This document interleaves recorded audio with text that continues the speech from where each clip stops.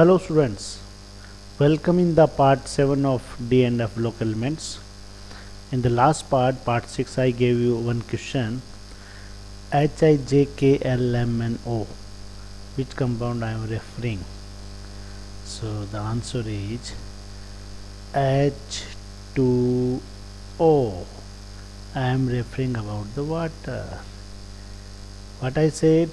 HIJKLMNO. It means I read from H to O, all the alphabets from H to O. H2O. Clear? Okay. Before we proceed further, let me show you some physical occurrence, in what form they are found in nature, the different crystal form, different lattice structure of transition metals. Now here you see 3D, 4D and 5D series, scandium, HCP and BCC both. Now in these, some of the elements, they are found in only one state, and some of like vanadium, chromium, BCC and some other, they are found in 2 or 3 states. It means their lattice structures, their unit cells, maybe 2 or 3 forms may be there. You see here lanthanum, CCP, HCP, PCP, all the 3 states. Now here is very interesting, zinc, as we discussed in solid state as well, that zinc is having HCP structure. Now here it is where there is X and X. This X indicates typical metallic structure. Metals are what? Cations submerged in the sea of electrons. So where there is X, it means typical metallic structure is also there. Very interesting, Hg, mercury. No such any solid state geometry like CCP, HCP, BCC like that. Only X means typical metallic structure, that is cation submerged in the sea of electron. So you can see the various lattice structure of different transition metals. Okay, now let's move to the ongoing part in physical properties.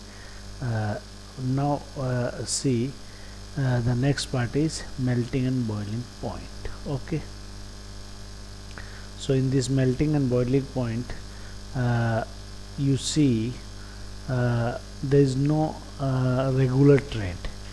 If you see, there is one graph is also shown here. Here it is on y-axis melting point, on z-axis it is atomic number. You see in the middle, somewhere in the middle, highest, somewhere in the middle you see highest melting point. Here tungsten, then molybdenum. After that in technetium it is decreased, then further rubidium again increase. Then in the third series, that is first series, titanium, you see chromium is having highest. And as per this expectation, manganese should be like there, somewhere there, but unexpectedly manganese has low melting point. Now see this trend, why it is there, we will discuss about this. And this trend is also somewhat similar, you can say, the trend of atomized enthalpy. Atomized enthalpy, as I told you earlier, that the enthalpy change when a substance is completely separate out in all of its atoms. During that process, the enthalpy change, that is atomization enthalpy. Now see again here, higher somewhere in the middle. Then you see here, this point should be here, there, but again the trend is broken, and here again in this series the trend is broken. This green is 3D series, 4D series and 5D series. So this is the trend in the atomization enthalpy is similar to that is of melting point. So These melting point trends, they all depend on atomization enthalpy, and atomization enthalpy further depend on some other factors. So you see what the trends are there in melting point and boiling point. The first point is melting and boiling point d block elements. Melting and boiling point of d block elements are higher than S block elements. If you compare one by one, then d block elements having higher melting point and boiling point than S block elements. Okay, now what is the reason for that? Okay, so reason being, if you give the reason of this, so reason being stronger metallic bonding. Now melting point directly depend on the metallic bonding, types of bonding, and metallic bonding in fact is affected by the enthalpy of atomization.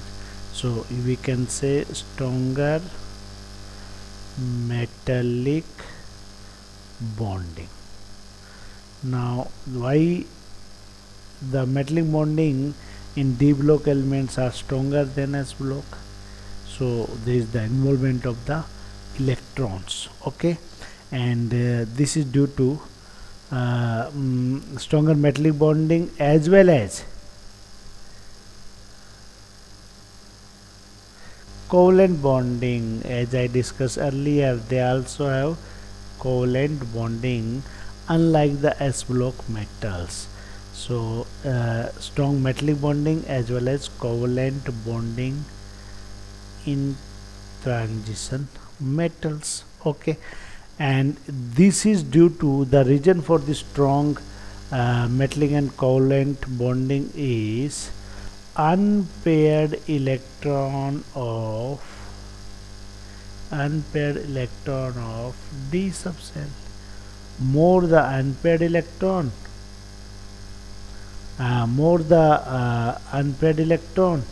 and stronger is the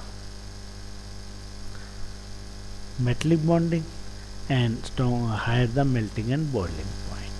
So this is the first point of melting and boiling point here. Next, if you see zinc, Hg and cadmium, as there is no unpaired electron